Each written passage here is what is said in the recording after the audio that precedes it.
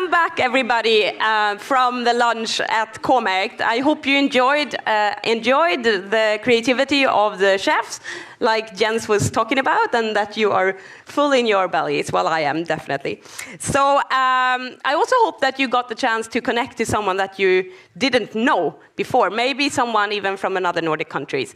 If you haven't, then there is still plenty of chances to do. There's a break, and there's breakout sessions, and it's an after mingle after. So there's plenty of time. But now we're going to kick on with the program.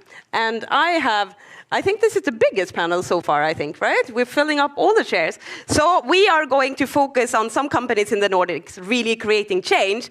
And we have representatives from the food retailers, but also from canteen, public sectors, etc. So behind me here, this is a tremendous lineup, actually. But we have, I'm just gonna stand here because you can't see you.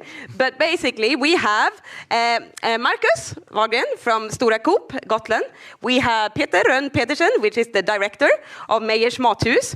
We have Rikke, Ramm, Eberlein, senior consultant senior consultant within CSR as Lidl Denmark, and Karl Andersson, CEO at Matsmart. Give them a big hand. Can I sit next to you here? Yeah, please. Okay, perfect. Okay. That's great. Yeah. Thank you for saving me a seat. That's very kind of you. Well, I would first like to hear just a quick little brief, because we have Nordic representatives here, so maybe even if maybe your brands might be known, maybe your food waste work isn't as known. So I would like you just to start with a couple of minutes, just to say, who are you and what are you doing when it comes to food waste? Yes, should I start? Yes, of course. Perfect, thank you. Well, in Meyers we run canteens, we have restaurants, we run bakeries, we do catering, we have ready-made food in the retail, and I'm director of Meyers Madhus, where we do cookbooks, so we do a range of things. What I'm going to talk about today is our canteens and what we see in the public sector. In Meyers Madhus, we every year train around 1,000 public kitchens in how to do sustainable food, in how to lower their food waste, in how to use more organic produce in their everyday production. So I'm going to talk a little bit about our canteens and what I see out there, and some learnings from there, and what I see out in the public sector. And when I say public sector in Denmark, it's kindergartens, it's schools, it's nursery homes, it's social institutions for our homeless, and so on. Perfect, thank you. We'll move over to you. Yes, well, from Lidl Denmark, we are part of a larger group where Lidl is, the headquarters is based in Germany, but we are represented in 32 countries around the world, primarily in Europe. Retailer. But, of course, sustainability and food waste is high on the agenda in there as well. In Lidl Denmark, which I primarily will be representing here, we are doing different kinds of initiatives. One thing is what we can do as a retailer when it comes to products that we're selling, but also doing some sort of project collaboration. It could be with NGOs, it could be with suppliers, all those sorts of things. And one of the things that I'm going to tell about is a little bit where do we have different kinds of initiatives, both within the organization, but also primarily outside. Perfect, thank you very much. Markus. Yes, hello, my name is Markus. I come from Gotland, a little island between Sweden, a very beautiful island, very good climate there, and also have a store there. We have 100 employees in the store. Work with sustainability now for 6 years in the store, 5.5 years. And my goal is to get to zero waste, but we have not so much left to come there. So it's pretty good. I talk about it later. Perfect. We are very psyched to hear you. And Karl, what do you do? Yeah, so we're in e-commerce. We buy surplus directly from the brand owners, the biggest producers. I mean, all of them, Nestle, Unilever, and all others. Of course, also the wholesalers of the world that have problems. And we sell it to private households all across our 6 markets. We're running roughly around 120 million euros. Yeah, that's basically what we do. We do a lot of cool things also. We're not only buying things, we're also moving upstream, if that's the right word. Please correct me.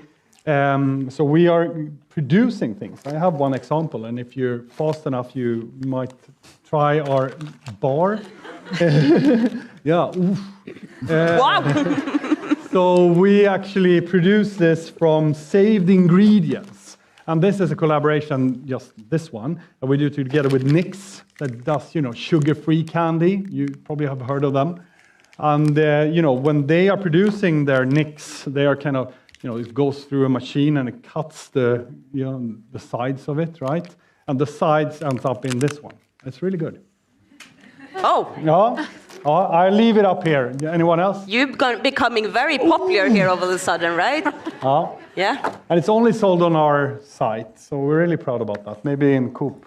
Yeah, of course. Yes, call me tomorrow. Yeah. No problem. Yeah, okay, that's great. We're doing business as well on stage, like not just networking. Very, very cool. All right. Well, great. Really interesting to hear. So maybe we should just start with a canteen and the work that you have done there. What you mentioned, you're also training all of these kitchens. So how does that go about? Like, how long is the course? Like, how do you do it? In our canteens, we have worked with food waste for many years, but in a more systematic way since 2019, where we have measured our waste in weight in all of our canteens. And what we can see is that we have reduced the waste from our buffet with 48% since 2029. And in 2022, we reduced it by 20% across the buffet, the plate waste, and the production waste. The three main reasons for lowering our waste is the first one is individual portioning, where the staff make the portions for the guests. We can see when they do that the guests need less food. Before measuring our food waste, we estimated 500 to 700 grams per guest per day. Now we estimate 300 to 500 grams per day per guest. So doing the measurement and try to portion out the food makes a big difference in terms of how much food we need to produce. Then, of course, the measurement itself gives greater awareness to food waste, and the chefs get aware of where to put in some actions. But I also have to say that measurement doesn't do it itself. It doesn't change food waste. You have to translate the data into concrete action, or otherwise the measurement doesn't make any sense. So that's a task out there. And then we try I think lowering food waste is motivating in itself, but we also try to translate what we can use the money we save in lowering our food waste for. And we would like to use more organic produce. So when we lower our food waste, the chefs can buy more organic produce, and we can have a higher degree or level of organic use. And that's something that the chefs in the kitchen take very big pride in. But also we give our chefs a higher salary if they lower their CO2 emissions. So if they can lower their food waste, so they also will get higher paid. So we try to make some initiatives that, it's incentives, I think it's called in English, to work with on an everyday basis. That's what we see in our canteens. In the public sector, it's very different, but I think I can come back to that. Yes, of course. That's super interesting and inspiring to hear. I'm going to move over to Rikke.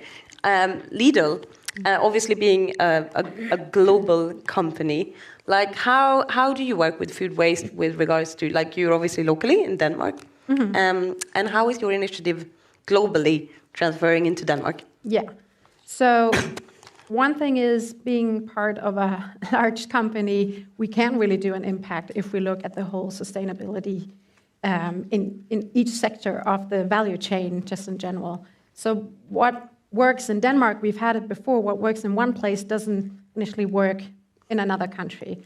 But for Denmark's sake, we try to see where can we do what in order of best practices that we can share across the organization. And one thing is on the total micro level is what can I do and what can the different departments do? What can procurement do? What can waste and logistics do? What can, excuse me, what can all the different departments do? And we need to have that sharing knowledge within the organization, but also outside with the suppliers, with the customers, with the shareholders and everything. So one thing is to, I can't do it alone, but to have the dialogue, the constant dialogue, what is possible, because there is a lot of gold knowledge that people don't know is a key to a solution. And we need to get that. So, for instance, could be if we have a see that, what about the food charities? That is one thing that we talk about that is all the time Christmas and Easter, we can get food there. But if the logistics manager doesn't know what could be other areas that we can turn things up to, because that is just a teeny tiny part compared to if it's a product that we sell in the store. So in order to get the good possible, starting the conversation is one really, really important thing. And I'm very much aware that we need to go from conversations to actions. So that is high on the agenda, to actually get the conversations moving towards some sort of actions. Not sure if you want to hear something about the different initiatives, or if I do want to hear, but I'm going to save it for a little bit. But I do want to hear the different initiatives, because what we heard when we started to plan this conference, it was very obvious that people wanted to hear the initiatives, the good examples to inspire into action, like we have heard before. We need to act. So yes, please save them. From data into action, you have done that. Yeah. So please share a little bit what your initiatives around food waste. We know each other from before. So I've been visiting your store, which is crazy amazing. So share a few of your initiatives that you do. With food waste, like I said before, it was 5 years ago, 2018, we throw away 120 ton food in a container behind the store. Cooled big dumpers.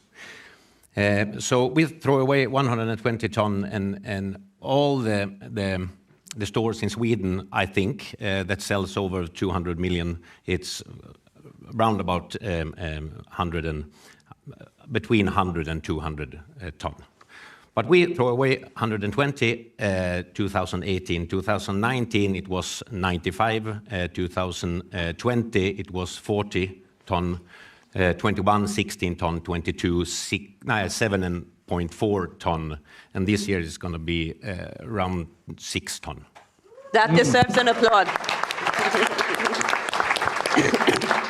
And we don't dig it down in the forest.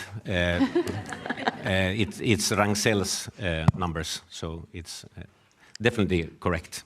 And we have probably 80, 90 different things that we do in the store, of course. And so we're going to be sitting here then for a while you list, no? But can you then see, based on that is obviously astonishing work that you've been doing, can you see one or maybe two key initiatives that have given you like the biggest impact of this? At the start for everything was that White Guide started a little thing between that called Green, White Guide Green. So a little competition, but it was 180 dots that we can read about, and if you do like that, you're going to be sustainability. And we start to work with every dot there. And after the first year, we won one prize. We are the best vegan store in Sweden.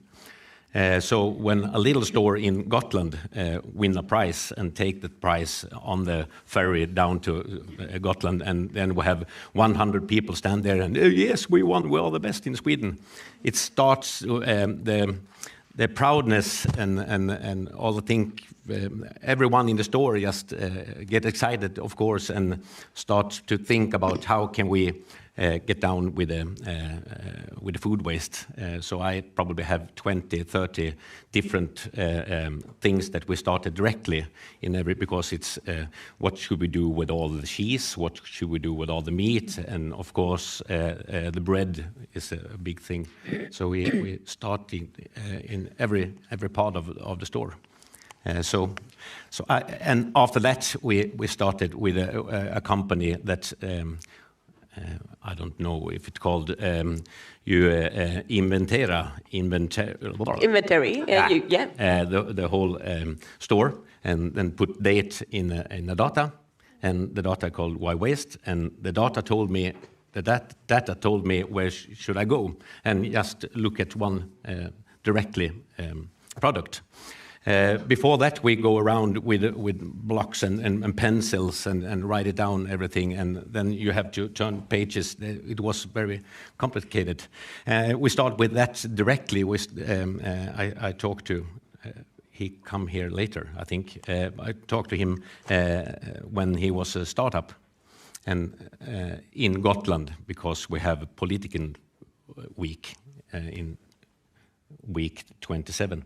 So I talked to them and I said that contact me directly, because I'm going to work at Coop the next year. And they did, and we started with them, and it's perfect for us, because then we go from 95 ton to 40 ton. And then I have we're making vodka. I should not. Did you bring some? Speak about. No, no, I don't. Cucumber.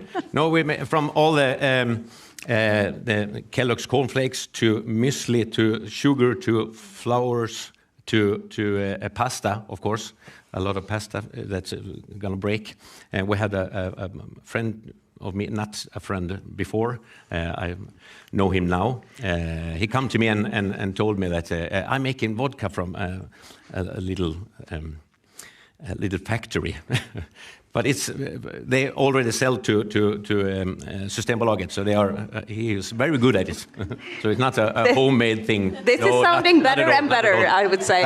Yes. So he starts. So he pick up about 150 kilo every week, and it's only 4 places in Sweden that making vodka, because if you're making gin, you buy vodka from Germany or France, and then you buy vodka, and then you're making gin in Sweden, and they call it Swedish gin. But it's not. Yeah, it is, but not directly. But he making it from the beginning. So I have 4 banana boxes for shit that I should throw away. And I told him how many bottles, between 15 and 20 bottles of vodka. Yeah, but how many months it's gonna take? It's taking 5 or 6 days from pasta that we have to throw away to vodka. So that's one creative way of obviously working with food waste. Yeah. Yes. So that was 2 things. So that's great. We sell it on Systembolaget now. So that is really, really good. Called Spill, if you want to. Spill. I'm not earning nothing about it. Coop is not earning nothing about it. He just paid me a few Swedish crowns for each box. So we got a little for it. Yeah, what do you guys say? You're going to start doing vodka? Yeah, you're laughing. So like a co-op. Yeah. So I want to talk to you as well. Obviously, on e-commerce, what do you like when you started? You were quite alone on the Swedish market. How is it looking now? Is it a lot of like? Have you been followed by quite a lot? Yeah, no. I mean, so when we started, I would say that the knowledge around food waste was very, very little. So I normally tell the story about the much as it was written about food waste back in 2014 when we started the business, the same amount is written in newspapers, the first minute of 2013, 23, right? So it's a huge more. Awareness in the society today, and just you're creating this forum. It's amazing, right? Adding to that, but And again, in the beginning, very few saw what we're doing. Very few believed that this could actually be something and be a business. Today, there are initiatives around Europe that does similar things, but are very small. I would say that we're still very much the only one that are at scale really doing this, and one of the very few. We call ourselves impact company. So we're one of the very few big impact companies still. And where are you going with this? Are you going to create more products, do you see? But I very much, I made a joke about all of this, but I think this is a really good story, actually. We would like to say that we are bringing dinner conversations to our customers. Maybe not on a protein bar, right? But we also have soups, we have tomatoes, we have a lot of other things that you can actually make real food from, and we sell that, and all of that is made from saved produce. So this is something that is something that we just started, and I would like this to be sold both at Lidl and Coop and all other places, right? Because this is something good for everyone. Of course, I need to spin it out so you don't see me as a competitor. I don't think I will ever be. You can sell my stuff in yours. Happy to. I sell your liquor, you sell my chocolate. Mm. Oh. Perfect. This is great. Let's jump a little bit back to you, Peter, with the public sector and the initiatives that you're doing there. Yeah. Yes. In Madhus, we train in the municipality of Copenhagen. There's 1,000 kitchens, and we train them all in how to do more sustainable food, and we train 12 other municipalities also. And what we see there is a little bit different from what we see in our canteens because it's another context. And I will say measurement is important in the public sector also to know your food waste, but also to make. Is it me turning too much? Can we get another microphone? I'll please? try to sit still. Or sit still? Fine. I'll try to sit still. You shouldn't have to sit still, but please. Do we use that instead? I'll just sit still, I think. We use, of course, measurement to create awareness, but in our kindergarten with one person to do food for, let's say, 50 people, they don't have the time to do measurement on weight on a daily basis. So we need to train them to do measurement in other ways, by photo documentation or just by observation. And I say this because again, back to the point, measurement mustn't be the goal itself, and that's very important in the public sector because it's very different setting to do food for 50 people in a kindergarten compared to a school with 1,500 pupils. So that's one point. Also, in the institutions in the public sector, we see that the main part of the food waste is not in the kitchen. It's out in the departments where they serve the food for the kids or for the school kids or for the elderly people in the nursery homes. So the kitchen actually don't know how much food waste they produce.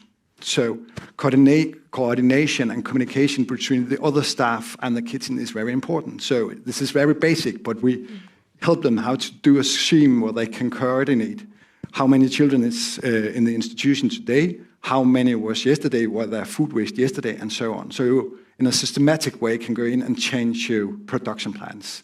And it's very basic, but actually it makes a great difference just to make a scheme where they can coordinate and they measure by observation. That's and one third point should be, I think, the culinary training, because I think people in the world eat food because it tastes well.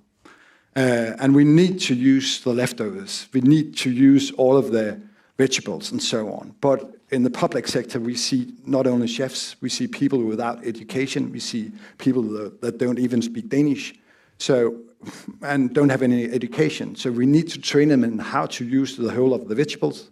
We need to train them how to use the leftovers. And I have to say, there's a limit to how much bread can contain of leftovers from the day before. So we need to focus on how to train them in how to do healthy, sustainable food where you use food waste. That's really inspiring. Thank you for the work that you're doing. I know that you have some initiative also to share with us. That you do. One thing is if some of our suppliers says we have some leftovers. One example is we have leftovers apple cores when we are doing this. What can we do about it? One thing that we helped them to co-develop was an apple cider vinegar made from the apple cores. That also, since we have a private label section, also won the Sustainability Award of the Year because it was part of the circularity to enhance that instead of just throwing away the apple cores, can we use it to produce something else? Kind of like what we see here.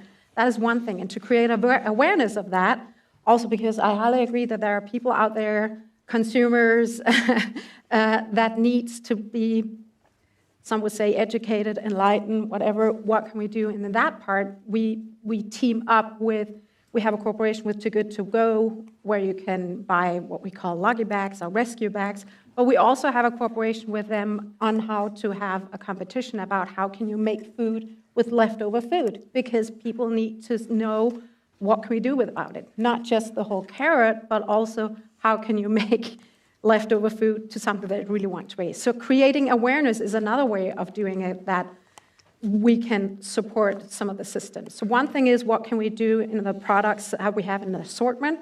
We can also do, we spoke about earlier, what kind of problems can we solve? When we talk about ethical problems, we were one of the first ones that introduced not to have fast-growing chickens. Because one thing is what the customer is supposed to choose. We spoke about free will before. Another thing is, what can we as a retailer take a stand for the customer?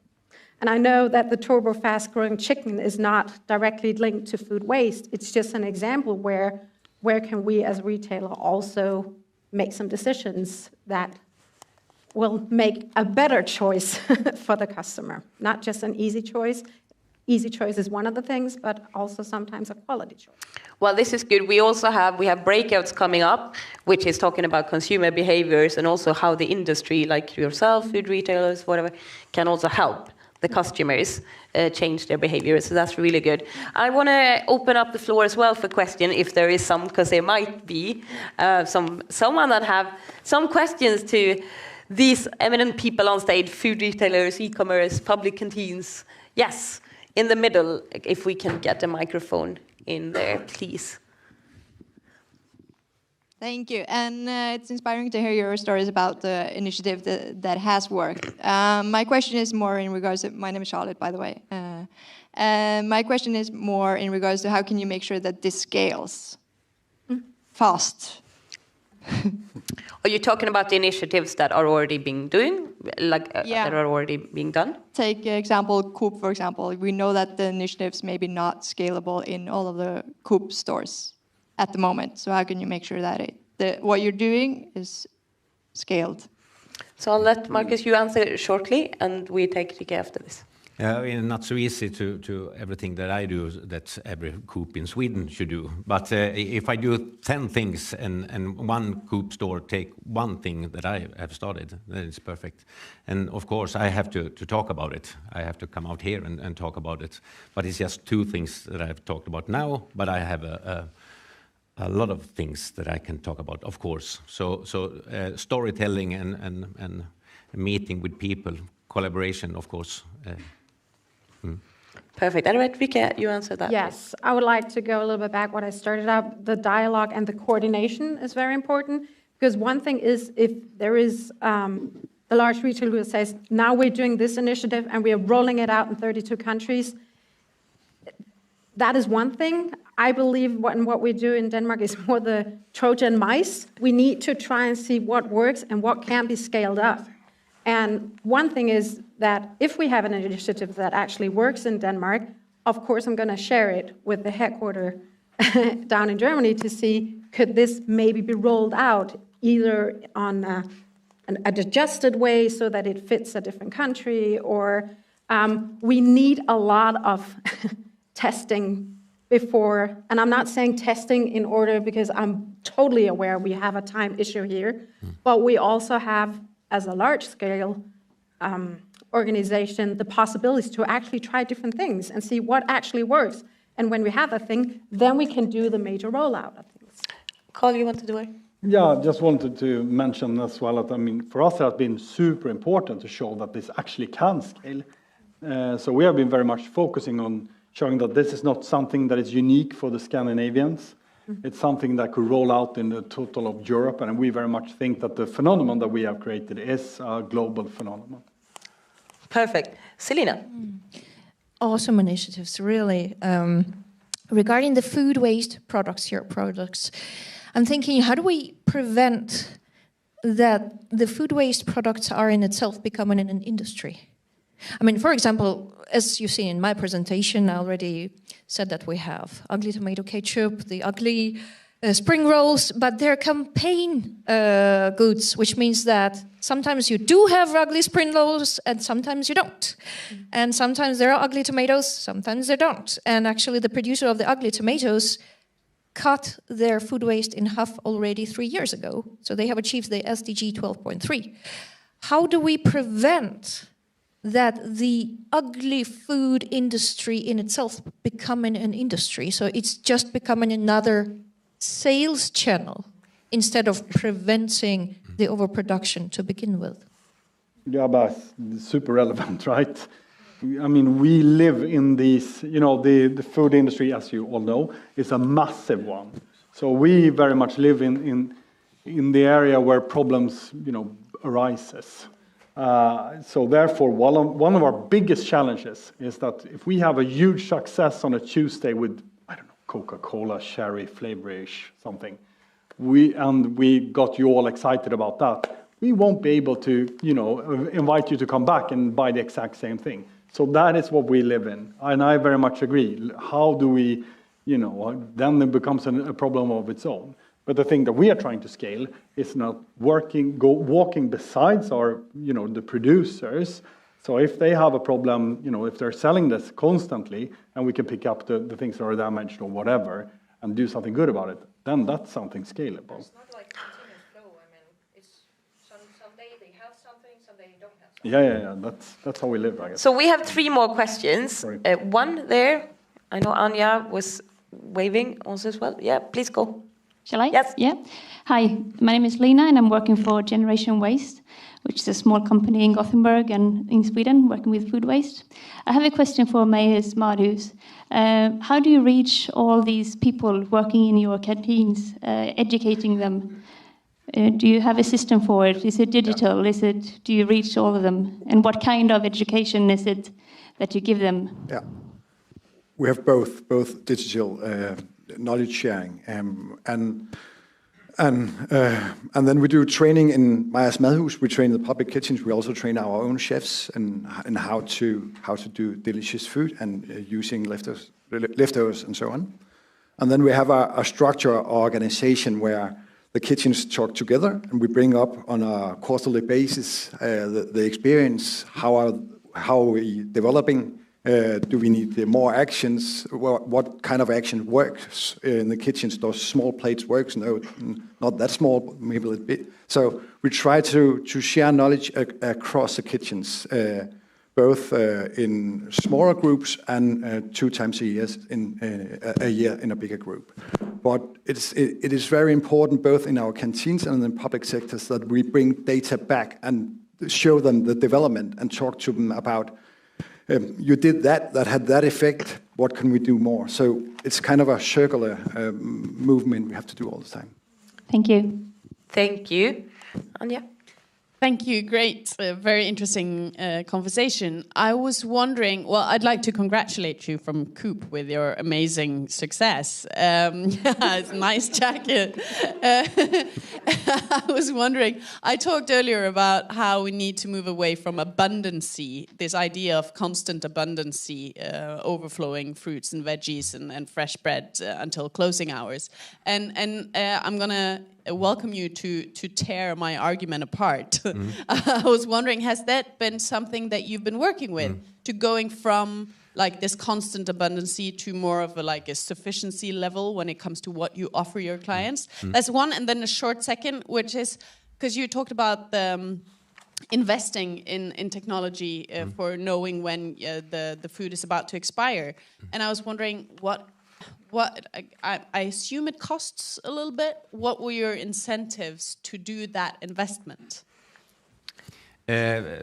two questions. I'm a guy, so I have just one in the head now. The first one, we talk about it a lot. We get together and we talk about we can't just buy things and put it on the shelves. We have to know that what we put in the shelf gonna sell. So every time, for every single part of things that we throw away, because when I started to organize it in the data tell me that now you have throw away a lot of things from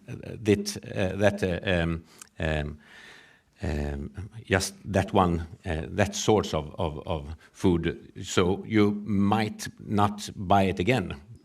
Yes, I don't. Then I put it away. So we talk about it a lot, and in fruit and vegetables and that area, we don't buy so much. In bread, we told the pågen or pålfärsk that they can't put in 12 of them, just put in 8 of them. And I take picture of bread and I make a carpet with Too Good To Go. So they made it to me, and I directly from 12.5% of waste from pågen go to 6% in 2 months. And when we talk about numbers in Gotland, it's 10 ton each month that we just throw away. Or we don't. We are real bad. All the stores in Sweden are bad to educate customers for what's right in the stores. Lidl are very bad, and also we. No, I'm just kidding. No. But we are bad. So we have to educate customers, of course. And if we do that in storytelling and things that we do in the store, we can tell them that this is not acceptable. At 9 o'clock, it's a full shelf with bread. No, we just buy 8 of them. And oh, sorry, it's empty. So I have to be strong and just say to the customers and explain to them. And the guy and the girl that works at with bread, they know that, and they are proud to tell their customers. So that's a key point. I'm going to have to stop there. But it's super interesting. And again, I wish all of these panels were going on for an hour. And I think maybe you have to have a discussion outside, which is great. You are staying around, of course, and you will be around for the breaks. Pardon me. For the people that did not have time to ask the questions. So a big round of applause for all of the 4 of you. Thank you so much. No problem.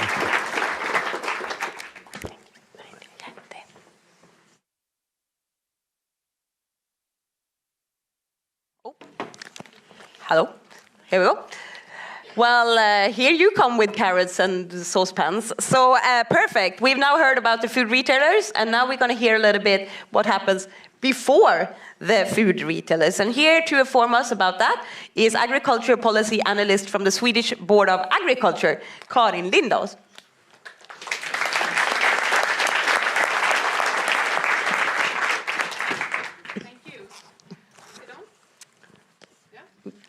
No?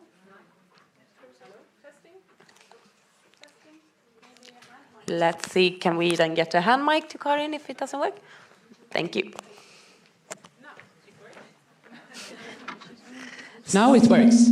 Oh, now you have a little bit of a double situation going on. Or, let's see. No, I think it works.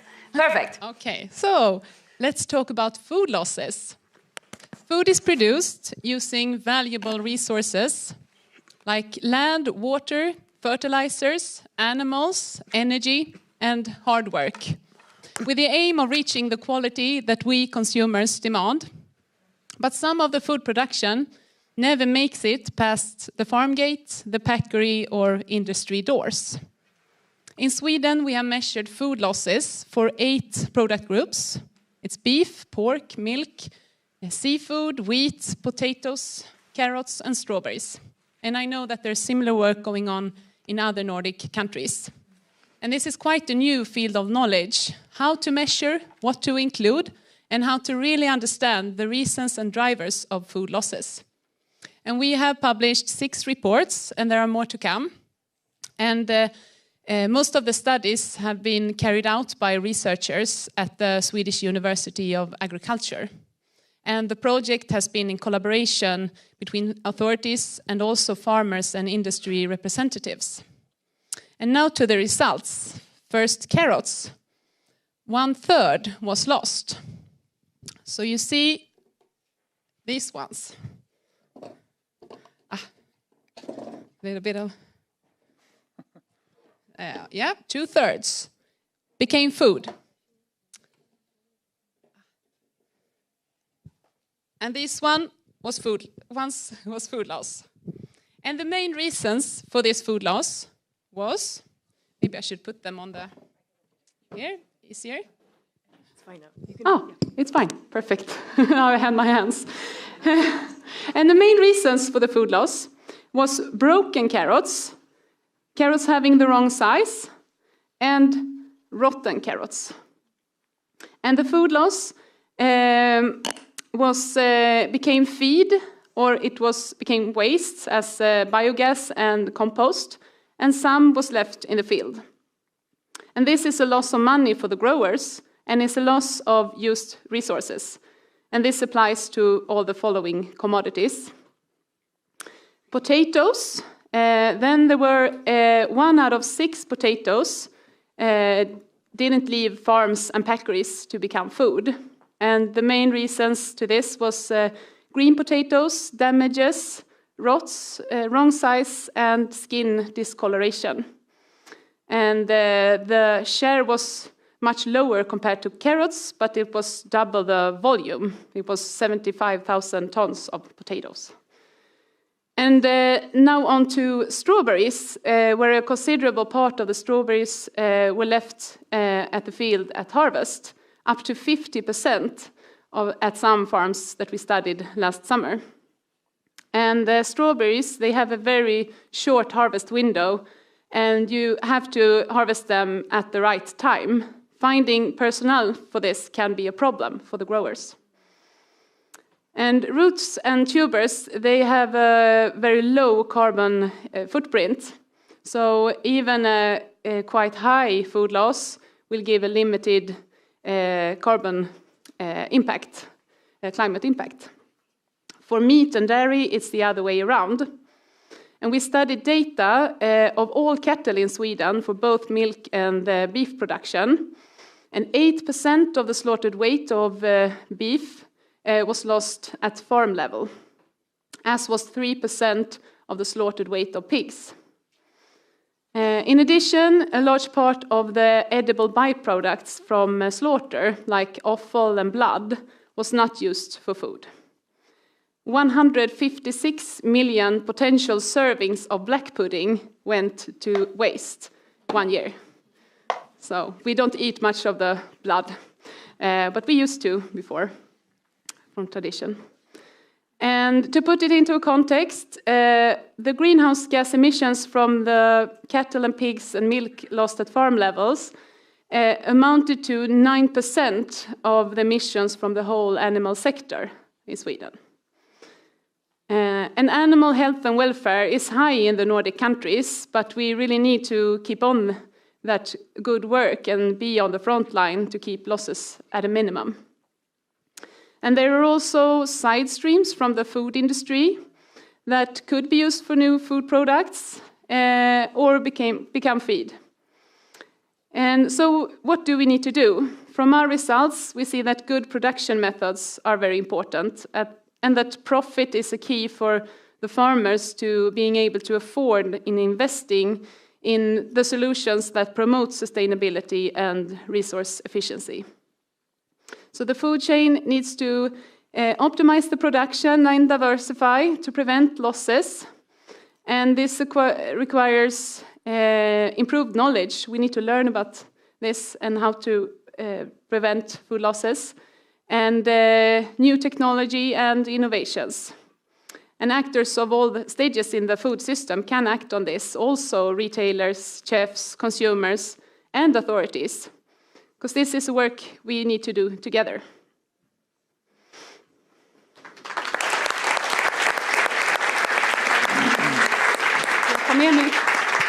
Ja, Take your carrots and come over here, please. And also, please join me on stage. Mats Liedholm, CEO of Fazer Sweden, and Victoria Olsson, Senior Sustainability Manager from Arla Foods.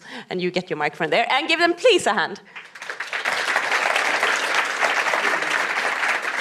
Thank you, and thank you for a very interesting presentation. How many million blood puddings did you say? 156? Million, yeah. That is a potential servings. Yeah. That is a crazy number and quite a lot of blood puddings. Really, wow. Mats, let's start with you. You work for Fazer Sweden as managing director. Sorry, Fazer being a Nordic company, its main seat in Finland. So you represent Finland a little bit here too, I guess. Please, I was intrigued to hear about your work on food when we chatted before. I know, first of all, that you invented some new products as well, similar to Matsmart. But tell us a little bit how you did. I think in general, we are a family-owned business with 130 years of history. And I think working and taking care of what we do has been a red thread throughout our history. When searching our history, I actually found that the first product that we launched using food loss was launched already in 1916. So a considerable time ago, when a brand called Da Capo was introduced, where we used some praline side streams into a new confectionery product. So it has been there for quite some time. Today, of course, this is an area very much high on the agenda for us as an organization. We believe that we work with healthy, sustainable food products and products that brings additional joy to everyday life. And everything we do should be built on a clear mission and a purpose. So it's a food with a purpose, where the purpose is really about building the sustainability to the sustainability aspect of our business. And one important part of that, and one example that Åsa is referring to, is a work that both brings considerable dedication and willingness to take risks into the equation, but also uses our resources in a way that we couldn't perhaps possibly believe. There is a sweetener in the global market called xylitol. Originally a Finnish invention from the 1970s. Production in Europe today is predominantly in Austria, and it's using birch as from the tree as the raw material. I had a colleague 5-6 years ago who was working as a business developer in our confectionery business, and realized that she couldn't get hold of xylitol made from Finland for our chewing gum. So based on that, she started to understand and to figure out how this could be accomplished, and realized that in the oat husks that we have as leftovers, where we take the oat hull into use, we could identify considerable amounts of xylose, which is then the raw material for xylitol. And she embarked on a journey over 3 years through considerable testing, through running it through the investments, and finally getting board approval and a startup now to, in big scale, use the 40,000 tons worth of oat husks that our mill in Lahtis is generating every year, transforming that through an intriguing process into xylitol. And today we are producing, we will be reaching annual production of 3,000 to 4,000 tons worth of xylitol for our own use into sweeteners, which is better than the traditional sugar, and also to extend that into other kind of productions, all the way to skincare products, basically. So it's a versatile use of it. The really interesting part is that the leftovers, when we've extracted the xylose, is then a energy-rich, what we call an oat cake, that we transfer to our neighbors, so just next door, when Lahti Energy is turning this into bioenergy, and we are basically self-sufficient then in terms of energy usage for our own facility in Lahti. And on a very sunny day, we can actually give a little bit surplus to the local community as well. A wonderful, I think, example of how you could turn something that is and was considered waste into some valuable products.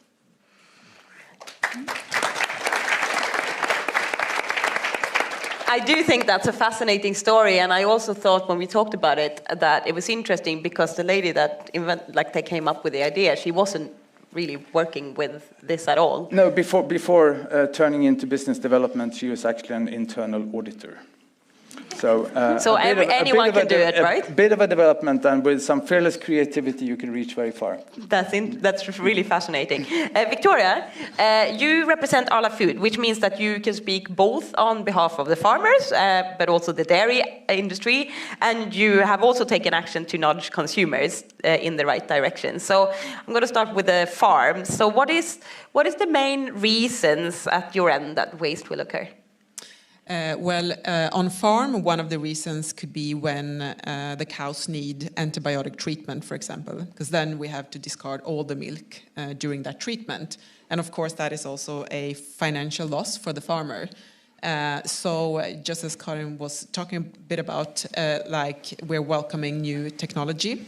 We already have a lot of technology on farm. So, for example, the cows have these activity collars. It's like a fitness tracker. So we can monitor how much they are laying down, how much they ruminate, how much they move. And then we can see early on if something is changing. Maybe they have an infection or pain somewhere, and we can, the farmers can treat it earlier so that we don't have to come to the stage where they need antibiotic treatment. We also have body scanning technology so that we can see how much feed the cows need so that we don't feeding too much or too little. Of course, animal welfare is key for the farmers for many reasons. The things I didn't know before we arranged a Nordic Food Waste Conference that you body scan cows. Karin, you shared your report here with the blood and the offal that is not used for food. So you also said, in the early days, we used to use the whole animal. So what do you think, if you get to speculate a little bit, what do we need to do in order to combat that and save all those blood puddings? I think product development, producing new kinds of products, but it also, of course, it needs to be tasteful and it has to be sold and go all the way to the belly so that we really eat the products. But we can make tasty products and make consumers more aware of if you eat meat, you should eat more of, or at least try more parts of the animal. Then there's also the exports for large slaughterhouse companies. They have an export to other countries, and that's also important because it goes to food there. Then, Victoria, one of the reasons you mentioned to me that one of the reasons that dairy goes to waste is the temperature. So the need to lower the temperature in the whole of the cooler chain in a way. What do you think we need to make that happen? Well, there are a few studies on this about the cooling chain temperature, and as you know, probably we have a much higher temperature in Sweden than compared to many other countries. And I think what we need to do, because I haven't seen any fresh studies in Sweden, I think this is changing rapidly. So a study from 2016 is already old. So I think we need to look at what does this mean today, because of course retail has been really good at building in fridges, and the cooling chain is different now as compared to a few years ago. But I think we need to look at that. We need to look at how much can we actually save and what would the investments be today, because there's also a lot of old truths about this being so expensive. We can't do it. But what does it really look like today? So that's interesting. one other interesting thing, what I found, I was talking to you, and you then in our initial talk spoke about that you have incorporated like a lowered food waste structure into your like bonus structure, which I thought was super fascinating and maybe could inspire others. Can you share the thoughts behind that and maybe inspire others to do the same? I mean, absolutely, and traditional volumetrics, sales and returns have always been something that we tend to build into our incentive programs. Since I think it's dating 10 years back or something like that, we have another component being safety. So securing that our workplaces are safe. We've now extended that so that there is an additional component, and this starts from this year, where we will be measuring our food losses as part of the incentive program as well. The long-term vision, of course, is to reduce our food losses by 50% by 2030. What we've done then is to integrate this on a personal level, depending on what function you have in the organization, and to distribute the responsibility of reducing food losses in our entire system to the individuals, because that's where the magic happens, as we just spoke about in the terms of our internal auditor and her work. So this is now fully adopted in the organization and working for the first year in 2023. So you've all been touching upon this, and you've also already shared examples on how you work in it, and it's obvious that the food chain needs to optimize and diversify the production in order to prevent food loss and waste. So this will require both improved knowledge, it will require technology, new innovations. We will have a panel discussion later on in the afternoon about new innovations and solutions. Can you just please maybe just comment and or share, like, what do you think is needed, and how will you aim to maybe embrace even further new knowledge or spread new knowledge or technology? Yeah, I think we can do a lot, and I mean both in production, obviously in our dairies. We do see that we have byproducts that can be ingredients in other products, for example. And if I would put a product here, it would probably be filmjölk, sour milk, because that's a great product to catch different side streams to create a new product with.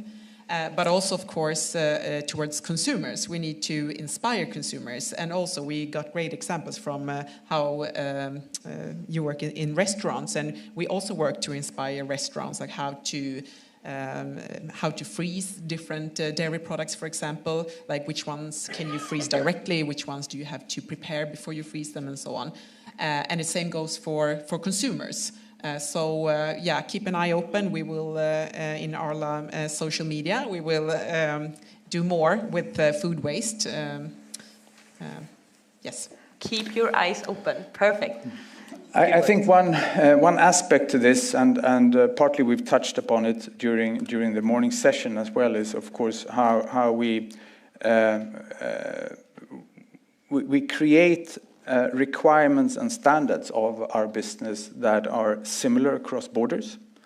I mean, we all represent Nordic companies and the Nordic countries, and if there is a certain kind of regulation in one country different to another, then that creates complexity. So as a message back to this Nordic community of get together, make sure that from a rules and regulations point of view, we are one, not 4 or 5. I think that's a really, really important aspect to it. And then obviously, I mean, we are in a part of the world where we tend to work together. And I think it has never been more important to truly work together than what it is now. And I think we partly mentioned it during the morning session as well, and I had a discussion over the lunch break on Matmissionen, the initiative that we now work on in Sweden, where the food retailers all together, the food suppliers all together have joined forces. We are creating stores for people in hard times in terms of their financial situation. So you can become a member if you have a salary of less than 13,000 Swedish, so 1,200 euros. You get a membership card and you can buy your food stuff in the stores at about 30% of the traditional price in the ordinary stores. The supply comes from the retailers and their warehouses. Our excess supply, we bring back bread and we give it away to Matmissionen. We also work together in terms of facilitating the whole distribution system so that it becomes as efficient as ever possible. An absolutely wonderful way of taking care of surplus, what should be waste, and turn that together into something valuable. Today, there are 5 stores in the Stockholm area. We're opening a 6th store here in a few weeks' time in Norrtälje, and the ambition is to, over the next 3-4 years, expand that into 20-25 stores across the country. And that is going to reduce food waste. As well as the Princess said during the opening session, it has a strong ethical aspect to it as well. Which is very important as well. Sure. Any closing remarks? Yeah, well, I heard an audience coming along. Good. I love that you are engaged. Perfect. Yeah, I'm thinking about having the knowledge to know how to act. So, and that's by, like, for my part, we try to get national data on this, but you can work with this in any company and any stage of the food chain, and also at home to be aware of why am I throwing this away and why do I need to. So it's not just data and numbers, it's finding out the reasons and then acting. Yeah. I will let that be the final words for this panel. Thank you so much for sharing your knowledge. You can sit in the chairs and give them a round of applause. Thank you very much. Well, I think it's safe to say that we need to work both preventively, both early in the chain, but also late in the chain, because the problem is basically everywhere. So thank you so much for sharing this. It's now time for some breakout sessions, and they will start at 15:15. So we will have 3 breakout sessions going on. The Nordic Action breakout session will take place here in this room, starting at 15:15, hosted by Matvet from Norway. And then we have, if you're listening in to the consumer behavior panel, it will take place in Hagaparken, which is, if you go out here, you take a right, and then up the stairs. So there's 2 red stairs. So if you go out here, take a right and up the stairs. And if you're listening into the donation panel, you go out here, you take a left and then up the stairs. There will be people outside showing you. But it starts at 15:15. So just shake a bit and then off we go. And there will be coffee after that.